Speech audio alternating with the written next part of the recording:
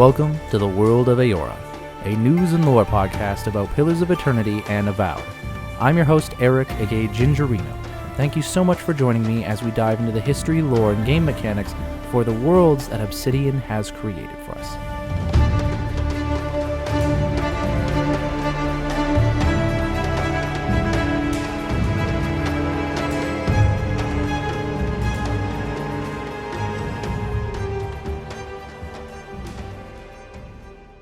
Hello everybody and welcome to another episode of the World of Eora. I'm your host, Eric, aka Gingerino. Thanks everyone for joining me on another episode as we dive into history, lore, and game mechanics for Pillars of Eternity 1 and 2 and Avowed. For anybody new to either of those games, wondering why we bring them all together, it's because they share the same fantasy setting known as Eora. And so, as is the aim of the show, we just dive into the lore of that world to appreciate it more, have a better understanding about what's going on, and therefore appreciate the games that are in there a little more, or perhaps help you, the listener, if you're developing a tabletop role-playing game, or you're trying to come up with a character build for the video games themselves. I thank every one of my listeners for your patience recently, for me including Avowedcast and now the Party Banter podcast episodes on my feed. It's just something I've been very excited about and I wanted to be able to do. But I'm going to return now to the regular lore program. I know that I've been putting episodes out once every 2 weeks lately, so that's why I'm hoping that this one is coming out 1 week after my last upload. So that way you guys are getting some more lore content rather than it being a month apart. And this episode is going to carry off from 2 episodes ago what we were talking about, which is the Knights of the Crucible. In the last episode, we discussed who the Knights of the Crucible were, so if you do want a little bit of a foundation, feel free to check out 2 episodes from before this one, where we talk about who the Knights of the Crucible are, but I will give a quick overview to kind of do catch up if you are brand new to the show. If you are brand new to the show, thank you so much for joining here, and happy to have you along. Please send me an email, worldofeora@gmail.com. Let me know what you think, if you have any ideas or topics that you'd like, or if you just want to reach out and have a conversation with a fellow fantasy nerd like myself. So with that said, we're going to be diving into today's episode, focusing on the lore of the Knights of the Crucible. Specifically, we're going to be discussing a little bit more around the hierarchy and the structure of the faction that they are, and how they separate themselves into different, tiers within their system. Half the locals would arrest you for trespassing, and the rest would kill you outright. I'm curious, what exactly did you find there? So in the last episode, we did an introduction and an overview for the Knights of the Crucible. And who the Knights of the Crucible are, in terms of an overview, is a faction that we see and interact within the first Pillars of Eternity game, particularly in the city of Defiance Bay, which is the major city settlement for that first game. They started off as a group of people that were blacksmiths, but also being trained in the art of combat. The idea being that if you are going to be making armor and weapons, then you should really know how they function on the battlefield to make yourself a better blacksmith. And so there was this intrinsic tie between those two fields that were required of members of Knights of the Crucible. They got their name because of the unique mix of the two things, a crucible being something that is involved within blacksmithing, and knights because they are knights of the people who are also working in crucibles. So you can see how their name kind of came about, that they have these expertise in both blacksmithing and being soldiers. During the War of Defiance, which is what got the colony of the Dyrwood its independence, the Dyrwood being the place that the first Pillars of Eternity is set in, the Knights of the Crucible were an instrumental militia within the War of Defiance in helping them succeed against their colonizing nation, the nation of Aedyr. And after that, they became an official militia or military, I suppose would be the word now, for the Dyrwood as an independent nation, recognizing the efforts that they have, especially for the final battle that really got them the turning point within the war itself that let them have the victory. So the Knights of the Crucible are kind of the official guard for the governing systems in Defiance Bay. They're the official military within the Dyrwood themselves. Not that there aren't other militias or forces around, but they are more officially recognized. They are one of 3 factions that you can join on when you're in Defiance Bay and you're trying to get political sway, within some of the issues that are going on within that area. But today we're not going to be focusing on that. We're going to be focusing a little bit more on their hierarchical structure. There are 2 books within the game of Pillars of Eternity that you can read called Development of a Crucible Knight, Part 1, Lower Ranks, and Part 2, Senior Ranks. So we're going to be going through that today and have a better, deeper understanding about who the Knights of the Crucible are, so that you can better understand this faction if you interact with them in Pillars of Eternity 1, or if you want to develop a character for roleplay in a tabletop game like Dungeons & Dragons, or if you are interested in having a video game where you kind of play Knights of the Crucible, even if it's not in Eora. It'd be interesting to kind of come up with a Knights of Crucible roleplay for Avowed. I haven't given that too much thought, so I don't know if that's really viable or not, but regardless, there it is. So these are 2 books that you can pick up in the first Pillars game, and they go over the lower and higher ranks. We're going to go through the lower ranks first. And just looking at this on the Pillars of Eternity fandom website, I can see the 3 lower ranks are Squire, Novitiate, Justiciar, and Templars. That's probably Justiciar, not Justiciar, but whatever. So let's get reading through this, and we'll kind of analyze this as we go. This book opens up saying, in recent years, the Knights of the Crucible have evolved as a group. No longer concentrating solely on blacksmithing or combat training, they've adjusted their focus to help initiates develop their souls as well as their bodies. From initiation, there is a well-defined path to the top of the order. So this opening paragraph talks about something that we kind of discussed in the last episode about how the Knights of the Crucible have been evolving and changing as they go, as factions often do. But one of the more contentious topics within the faction is whether or not a member necessarily needs to be an expert in blacksmithing and in combat training. Perhaps just one or the other is sufficient for a person to be a member.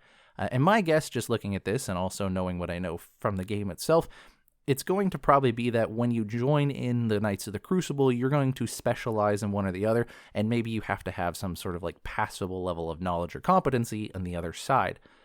I don't want to compare this to too many other games out there, but I'm immediately thinking about like how I was introduced to like the Brotherhood of Steel in Fallout when I first played Fallout 3, and how there are people who end up as knights and paladins, and then there are people who end up as scribes and squires. And so like that kind of split. Obviously, I think the writing here is a little bit more nuanced, but also that you'd kind of expect that from a cRPG. But let's see what it says. The first entry here is for a squire. When a candidate shows sufficient prowess in blacksmithing, or recently at least the drive and potential, he is accepted into the order as a squire. Once he is part of the order, training begins immediately. Lessons are divided into 2 main sections: body, commanded by the Lord Marshal, and soul, overseen by the Grand Crucilar.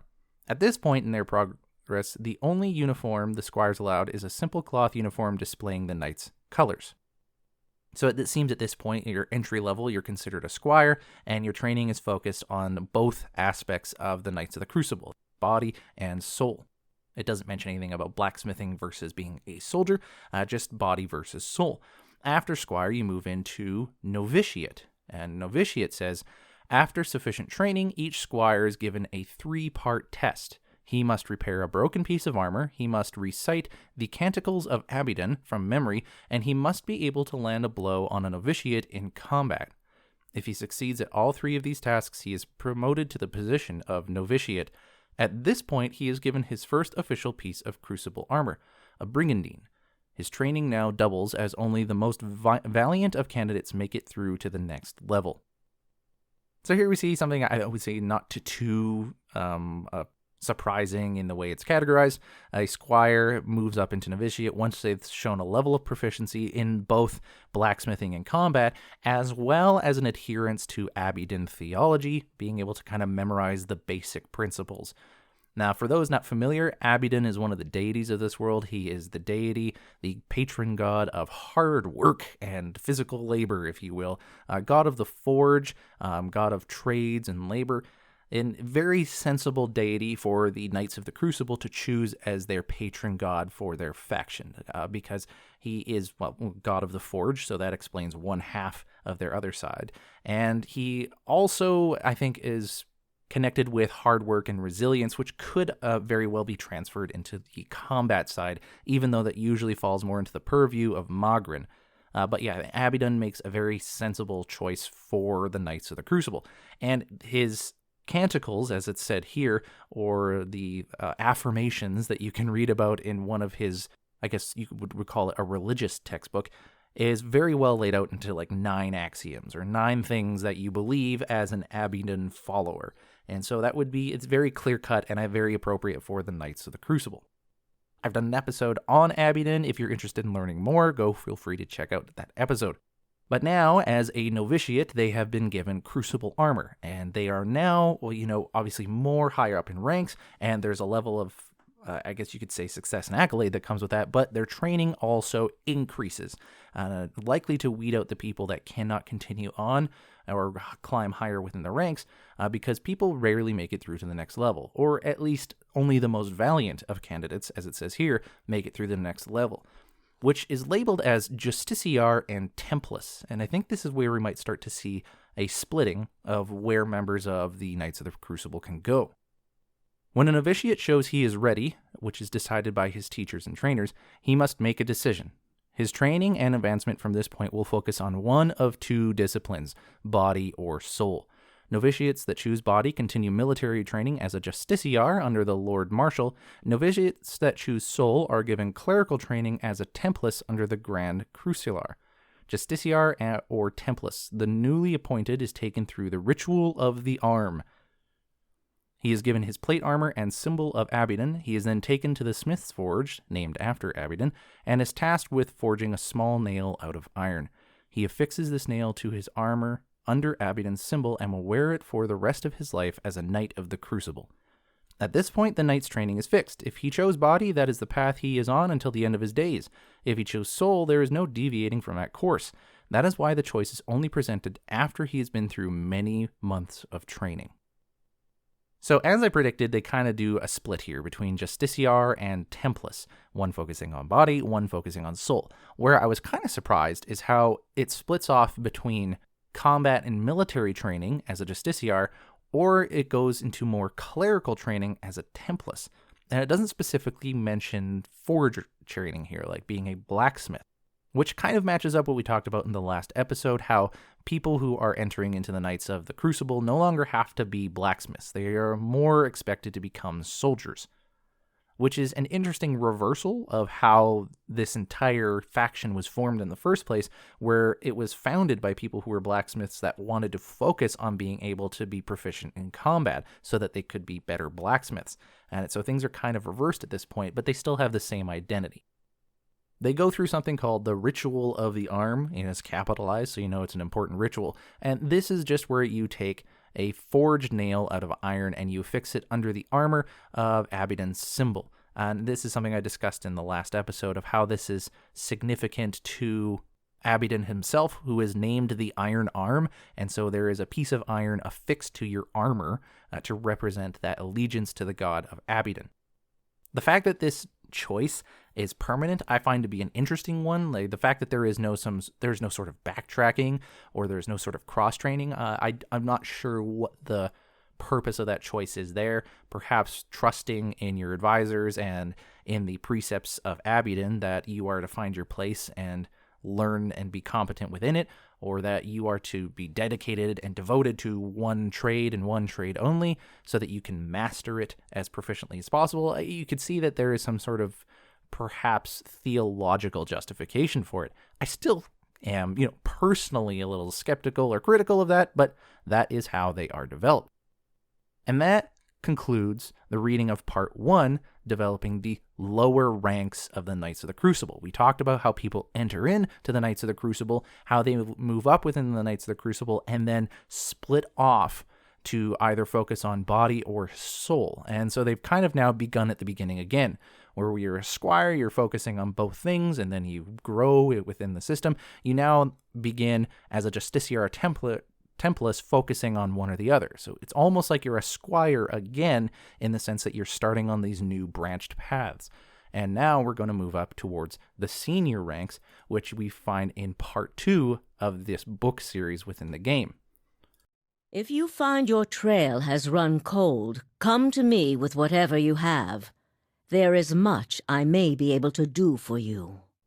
Getting into the second book of this development of a Crucible Knight, moving into the senior ranks, every section of this book is now split into 2 sections, and this will have to do one with the section on body focus and one with the section on soul focus. So we have, it looks like 4 tiers that we're going to be looking at. We have Commander and Forge Master, moving on into Marshal and Crucilar. Then we move into Lord Justiciar and Grand Templars, and finally Lord Marshal and Grand Crucilar. Hopefully I'm pronouncing these right. So the first opening section is Commander and Forge Master. So remember, we're coming in from Justiciar and Templars, depending on which path you might have chosen. Once a path is chosen, the knight's life is spent training in his preferred discipline. The pomp and formalities that surrounded his life up to this point are all but gone. The training is far more rigorous, and there is less ceremony to mark his progress. For most knights, Commander, body, or Forge Master, soul, are the further than they will ever advance. The training of a knight at this level, while almost exclusively in the discipline he's chosen, is still rounded out with instruction from the other. A knight is not truly a knight if he does not have full breadth of knowledge. When he passes from Justiciar to Commander, the knight is given a blue cape to wear with his plate armor. When a Templars rises to the position of Forge Master, he is presented with a white cloak. So this next section is a little bit interesting because it opens up to the idea that not everyone actually makes it past these ranks here. So people who become Justiciars might remain a Justiciar for the remainder of their time within the Knights of the Crucible, and someone who is a Templars can likely do the same thing. So not everyone moves into Commander and Forge Master, which makes sense. You can't have everyone in your faction being a commander of each other. There's only one commander for a platoon of soldiers. There's only one Forge Master within the people who are in the Forge. I do think that this implies a little bit more that Templars members, these clerical people, are actually also working more in the Forge. Otherwise, why would you be called Forge Master? That could just be a ceremonial title, but it doesn't necessarily tell you the small details of it. I do like that it does include that there is going to be a little bit of cross-training because there is a complementariness to the nature of what this training implies. Like if you are going to be a commander, then you will have to have training not only exclusively in your discipline, but you're going to have rounded out with instruction from the other. And I'm glad that they kept that part from their origin of who they are, and I think also it would make them better and more unique knights in the future. The main difference from in terms of what they wear or what they're adorned with is a different colored cape. Blue if you're moving on into Commander, and white if you're moving on to Templars. From here, the ladder climbs to Marshal and Crucilar. So after time spent training, an elite knight that shows true leadership potential and promise is elevated to the next level. A knight of the body becomes a Marshal, and a knight of the soul becomes Crucilar. At this point, he is in command of a small group of knights, Commander/Forge Master and below. He is responsible for the recruitment, initiation, and advancement of new squires. Many knights do not want to advance to this level and beyond because the role becomes less hands-on and more advisory. Marshals are known for their purple capes, while Crucilars are distinguished by a golden cloak. So at this point in time, it seems that the Knight of the Crucible in this position has moved from less hands-on to a more advisory role, but they have a large responsibility for a group of people underneath them. They are now leading a lot more of the Commanders and Forge Masters, who are also likewise in charge of small groups of Justiciars and Templases as well. I like that they refer to them as Knight of the Body versus Knight of the Soul, and I feel like having these categorizations and titles for it help reinforce the sense of identity that these people have, which largely at this point, and I would say even a tier below, this has become your identity of like, this is the person you are. This is what your entire life is devoted towards and nothing else. It likely was before this, but you're not going to get to these positions unless this is the sort of life that you were deciding you genuinely want to pursue with your entire being. But yeah, at this point in time, as a Marshal or Crucilar, you are going to be a less hands-on focused and more focused on training the people that you are in charge of to be good at the role that they are in. At this point, you move on to Lord Justiciar and Grand Templars after having gained your purple capes or golden cloaks. A Marshal or Crucilar that shows true and effective command over knights in his keeping may be offered the position of Lord Justiciar of the body or Grand Templars of the soul.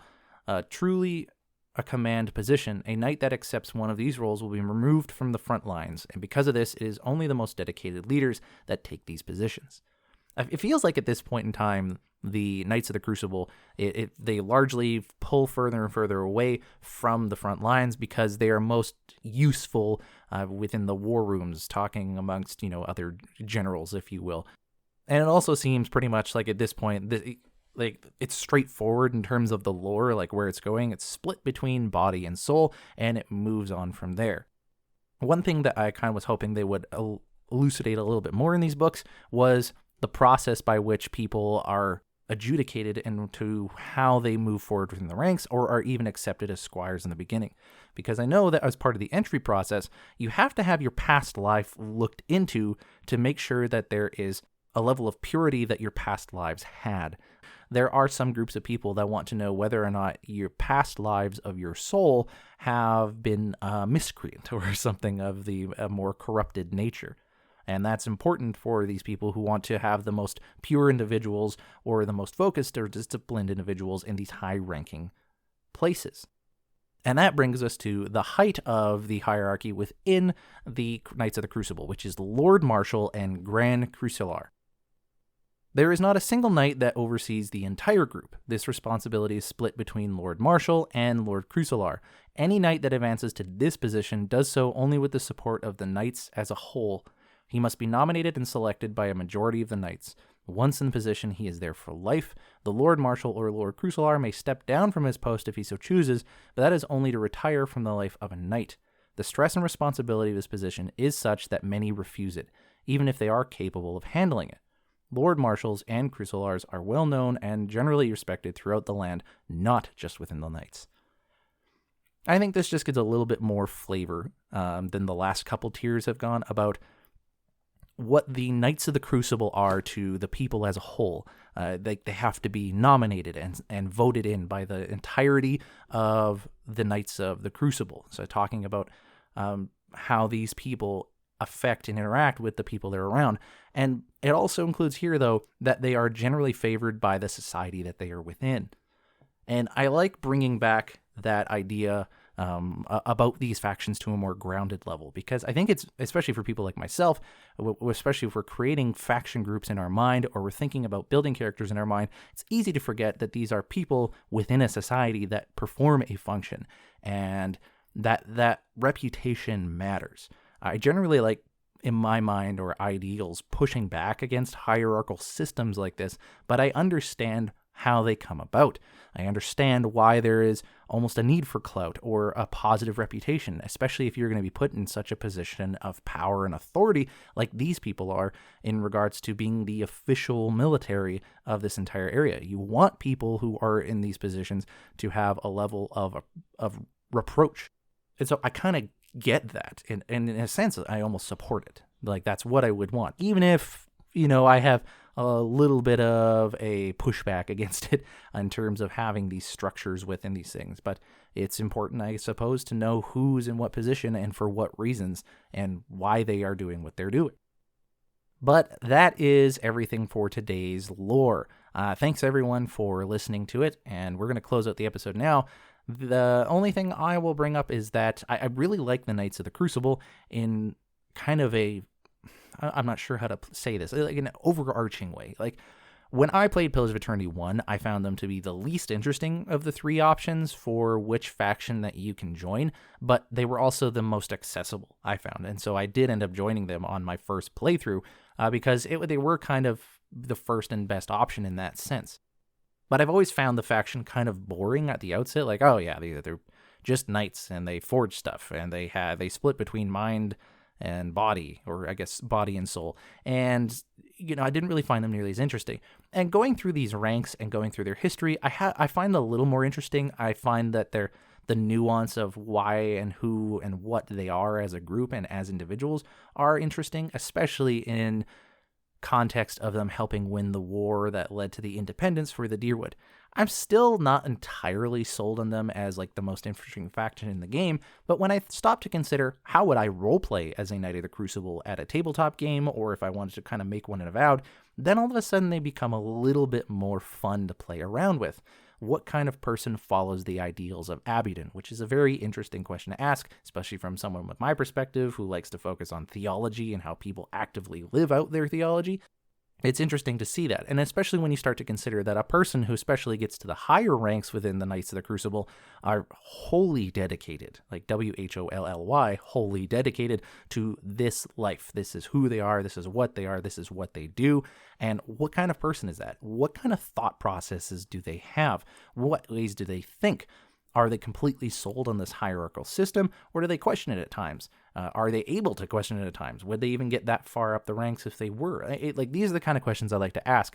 And once I start getting to that realm, they become far more of an interesting faction to me, and perhaps to you as well. Is an oath worth the weight of a crown? If you have any thoughts on today's episode or any of those questions at all, and you want to respond, please send me an email, worldofeora@gmail.com. I really love hearing from people. There's a couple of you guys on Spotify who give comments quite a lot, and I really do appreciate it. Thank you so much for those comments and that engagement. If you would like to follow the show on Twitter, you can do so at World of Eora. And if you would like to support the show, there are a couple ways that you can do that. One is you can go to ko-fi.com/worldofeora. That's ko-fi.com/worldofeora to directly support the show. $5 to give a coffee, or just, I wouldn't say keep the lights on, but make sure that the computer is still running so I have something to record on. I do want to mention, I brought this up a couple episodes ago, that I wanted to start moving some of the money that comes in towards charities. I was a little misinformed that I thought I could just do that directly on Ko-fi. Doesn't look like that is an option, that or I'm not finding it. So if that is something that you want to do, like you want to both support the show, but you also want to have money go towards a good cause, please just let me know whenever you give anything to this show, and I will make sure to move the funds towards that. Otherwise, I will just leave them as they are. So sorry for that confusion a little bit, but whatever. More communication will work out better in the long run, I think. But for now, I'll just leave that as it is until you send me a message with things, regardless. So I just wanted to update that. The last thing that I will bring up is that the Party Banter podcast should be out by now, and I showed off my edit of it last week, but there is someone on the show, Centigraphs, who actually went through and edited a lot of the awkward silences out, whereas I just didn't have the time to do that. So thank you, Centigraphs, for editing that episode. And we have got our podcast up now. We have launched it on the Spotify platform, but it should be on most, if not all, of the main podcasting platforms people are on. So please, if you wouldn't mind, those are listeners to the show and you want to help support what I'm doing, go give Party Banter a listen and or promote it in places that you frequent. Just letting people know that, hey, there's these group of people that get together, they talk about RPGs, and they like to have fun doing it. And the hope and goal, I think, of this podcast, and of course it might change over time, is that it's going to be very much a community-focused thing. We want people to be engaged and send in questions so we can answer those questions, and we want people to join on the show who are just regular gamers. Like, that's what all of us on that show are. We're just regular gamers. We happen to just be at the microphone, and we've been talking to each other for years, but we want to include as many people in those conversations as possible. So if you're interested at all in joining Party Banter, not just coming with topics, but actually being on with us, let us know. There is an email for them now, partybantercast@gmail.com. Check it out and let me know what you think. As for what I've been up to lately, I've been playing The Outer Worlds 2, still been playing that, and it's gotten me really back into gaming again, like video gaming again. I've really been enjoying kind of the sneaky character that I've been playing around as. I'm a little bit miffed that I have discovered a build that I want to play as, but I haven't been speccing into that build. And so, as much as I respect the choice that they made at Obsidian to make it where you cannot respec in any way, shape, or form, it's a little bit bothersome where I feel like the build that I want to play as, I am not really well suited for, or I'm not really stacked or built well for it. So I feel like I'm always doing worse of a job than I could be doing than the stuff that I had building towards before, because I was kind of misinformed, or I didn't really understand necessarily how the systems worked when I started building the character that way. So do I stick with the character I've been building and have an experience that is not the one that I really want to have, but just finish the game that way? Or do I just try to, continue with the sneaky build that I've been having fun with, even though my stats for it are a little suboptimal? So far, thankfully, Obsidian has made the game where it's not broken. Like, I can still play as a sneaky character, and generally speaking, I am able to sneak by most people without getting noticed, so it's not been an issue yet. But that's definitely one area of contention where it's like, I wish that there was maybe like a one-time respec option, almost like how Cyberpunk did it, where, you're at a significant point in the game, you've got a basic understanding of how the system works. It's like, okay, maybe you messed up your original build. You get one shot, one opportunity. I'm not going to do more of the song, but anyways, you get one time to respec. That's it. You never get to do it again. But after that, you can now spec into the character the way that you want to play it because you've been playing it for, nearly 20 hours. I feel like that would have been a happy medium where it's like you're expecting people to stick to something, but now you're letting them make an informed choice. Whereas from like myself, and I happen to know from a lot of gamers on Reddit, they feel like half the stuff they've selected they didn't realize was kind of useless for how they would want to end up playing later because they hadn't experienced the full breadth of the game. So it's tough, right? Like a lot of gamers, especially at my age, come from an age where you never had respec and you didn't have the internet to always look at for stuff. You just played the game and that was it. Granted, a lot of games from back in those days also weren't as long or as wide or as deep as some modern day games can be. So I don't know. You got to take some and not take some. Perhaps that'll be an update that Obsidian includes in the future. I don't know. I still respect the hell of them for standing by what they decided to do, but that's still a critique I levy as just a regular gamer. Otherwise, I've been heading deep into tabletop role-playing stuff. Now that Ecomofos has kind of slowed down in terms, like there was a jam that I was participating in. I'm not doing as much writing with them, even though I love that game. I'm kind of going back to focusing on Cairn. Me and a fan that has talked to me through Discord, we're working on that Cairn hack that I talked about a little while ago. I'm still not like putting a pin on when I have to have that done by, but it's something that we're both working on in terms of how would you shoehorn the setting of Eora into the tabletop role-playing of Cairn, which is an OSR type game, very rules light. It turns out there's a little bit more to it than I thought, but the basic overview I gave in my Cairn episode a while ago, I think still stands. The biggest problem will be how do you implement magic into this game? It still should be fairly straightforward, but a little time consuming, I guess, if you want to get granular about it, which I may as well do, considering this is a podcast that I run. But that's everything on my end. What have you guys been playing? Send me an email, worldofeora@gmail.com. Thanks everyone for listening to today's episode on the Knights of the Crucible. I'm not entirely sure what I want my next episode to be. I have a few ideas, but if you have any thoughts or topics that you would like covered, let me know, especially in advance so I can do some research on it, and maybe that'll be the next episode. I know some people have wanted me to do the endings of Deadfire, so I'm thinking about doing some research on that, but I also have a couple other ideas down the pipeline. Thanks everyone.